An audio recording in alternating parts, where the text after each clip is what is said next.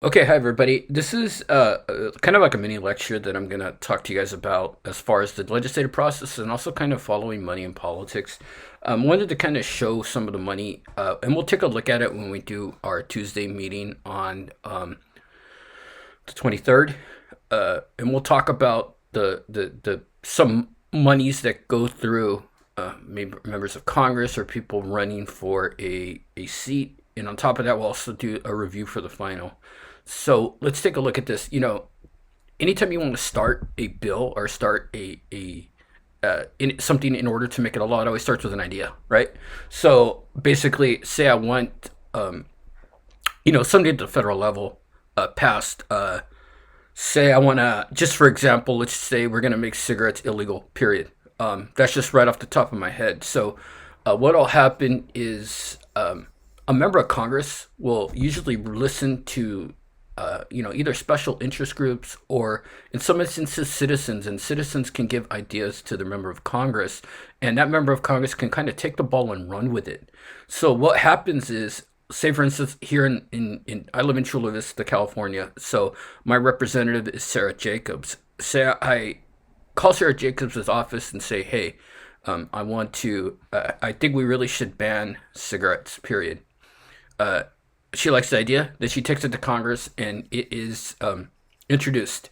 Then a committee that is made up of House of Representative members, and a lot of this has been kind of in the news as far as committee assignments with Marjorie Taylor Greene's kind of, the controversy surrounding her and being taken off committees. The important things about those committees are those committees kind of act as gatekeepers on what type of legislation is going to pass through, right? So whatever committee, and I can't think off the top of my head, whatever committee, maybe a health or an education committee in the House of Representatives might agree to take up the bill. So if the member of Congress introduces it and it's referred to a committee, the committee will either give a yay or nay. There's usually anywhere from, maybe 10 to 20 people on a committee. And in order to get a bill moved to the next step, they need a simple majority. So, say for instance, we have, the Committee on Health, Education, and Labor. I'm just throwing that out there because I wouldn't really know what committee. I can make assumptions, but I don't know definite area that would the committee would address banning of cigarettes. But say for instance, they go ahead and approve it. It goes through to a discussion on the floor, and in this part of the discussion, the members of the House of Representatives will further discuss and amend the bills. This is where most of your amendments are going to be take place. So once we have an amendment, or if we have a change to the bill, it has to be reauthorized by the committee, and the committee will go in and give their yay or nay again, and then once it is all reconciled, then there's a full vote in Congress, and simple majority again, 51%. If you get that 51%, it goes to the Senate. Same thing happens in the Senate. One thing that we need to understand, though, is the bill that goes to the Senate has to match exactly what the House voted on. Now, if the Senate makes a change to that bill, the process will restart, right? So if the Senate changes the bill, there's a couple of things. The bill could die, or the House and the Senate can come together and form a joint committee and try to hammer out any details that they may have. If the Senate does agree with the version of the House, they'll send it to the committee that handles it. If the committee, lets it through, it'll go to the Senate for a full vote. Now, there's some things that can happen in the Senate. We have something called the filibuster, which will be addressed in the lecture material. Basically, a filibuster is when a senator, and the senator only, has this power to kind of talk a lot of death. There are certain rules that are set up with the concept of the legislative process. And with that being said, if there is a time limit put on the arguments for the bill, so say for example, the Senate Rules Committee puts on a 48-hour period to argue or to discuss the bill. Conceivably, if there hasn't been cloture, or there hasn't been, a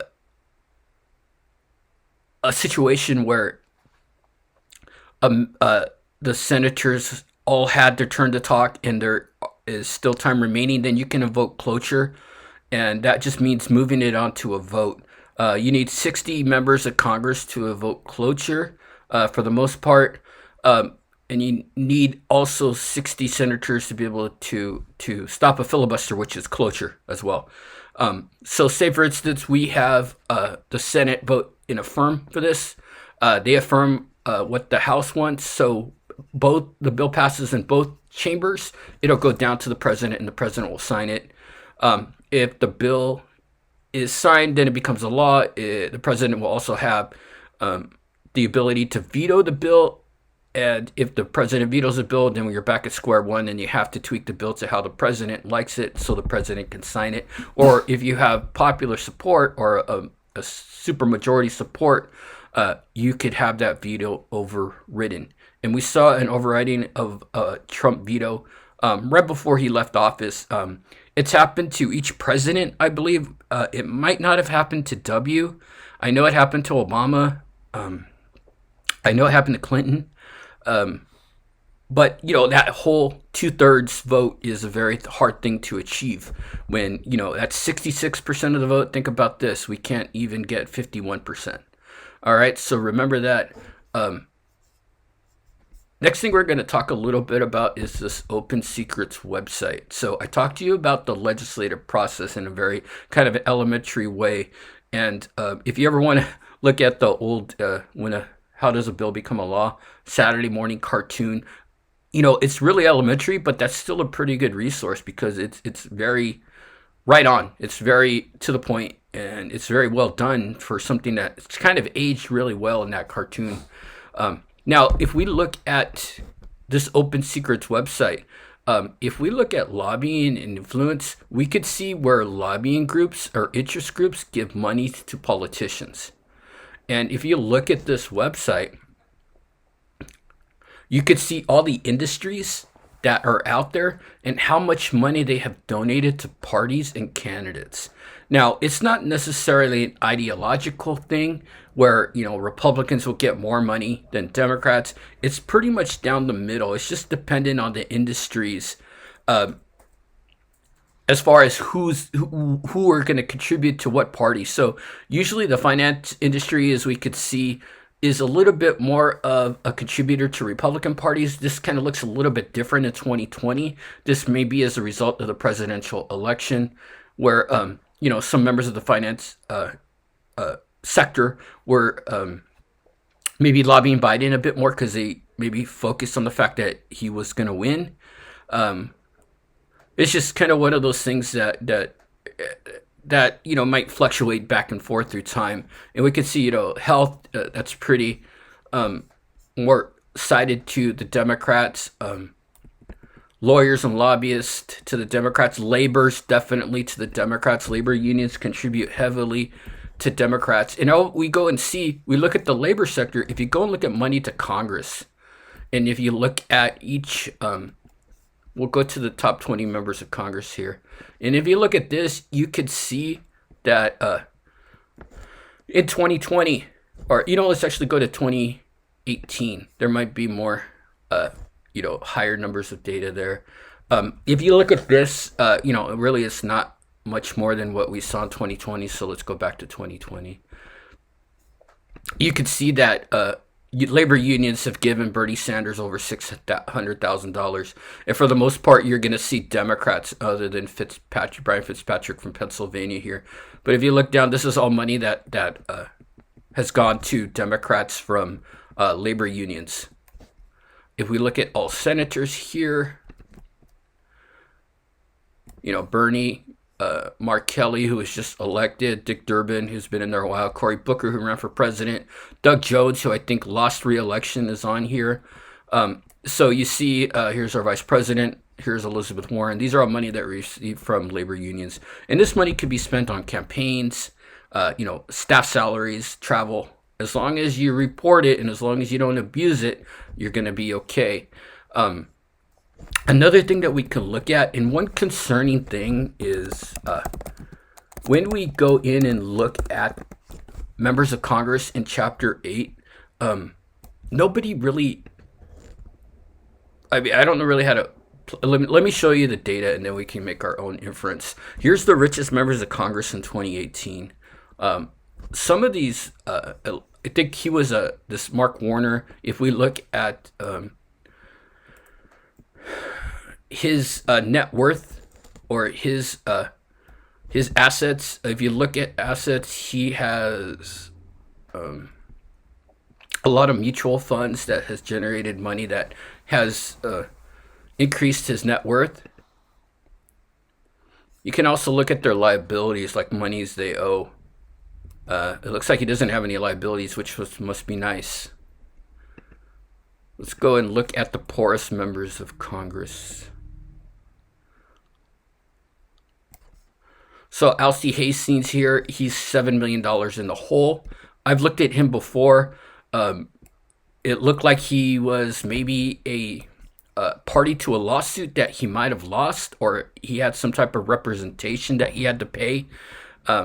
So you see right here, he has legal fees that he has to pay to these people. He also has a mortgage and more legal fees. So that's kind of put him in the hole. I don't know if that was to defend himself in a lawsuit, or if he was being sued, like I just said, or he was using these people to be lawyers for him. Definitely creates a liability. If you see his assets, you could see that he just has a bank account as an asset. That's the only thing. And remember, this isn't anything that we're not supposed to be looking at. This is all public information, so it's actually pretty, reliable. Get Marco Rubio's 1.2 million in the hole. Let's look at his liabilities. This is a nonprofit website, so they rely solely off of donations. Look at this guy. He has a $1 million mortgage, $2 million mortgages with a 4.5 interest rate, which really is a little bit high.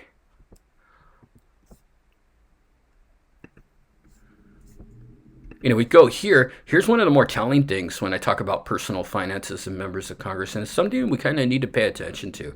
And it's kind of relevant of the fact that something that we've been talking about, that the best thing for the elites are to keep the masses kind of in check, because people want to get into the elite system, right? And that's where the money is. So we look at Grace Napolitano. She's a representative here in California. Ever since she joined Congress, her net worth has gone up 11,312%. So if you guys could find me a job where my pay will increase that at that rate, please let me know, and I'll be forever indebted to you. But you can see here's like the average, kind of the jump in wealth, the increase in wealth since these people have joined Congress. When we get together, we'll talk a little bit more about this over time again. But it's kind of staggering where you see these people, coming into Congress with only a little bit of net wealth, and then having their net wealth increase so much. It's a really, really concerning thing. And when we get together, we'll kind of maybe come together and try to determine some reasons why this happens. I think I have a pretty good reason why. But I can't really substantiate it. But we'll talk more about that when we get to our session on Tuesday. So that's basically what I wanted to show you for right now. Just had this on the top of my head and wanted to share it with you. If you have any questions or comments, definitely let me know. Okay? I'll talk to you guys soon.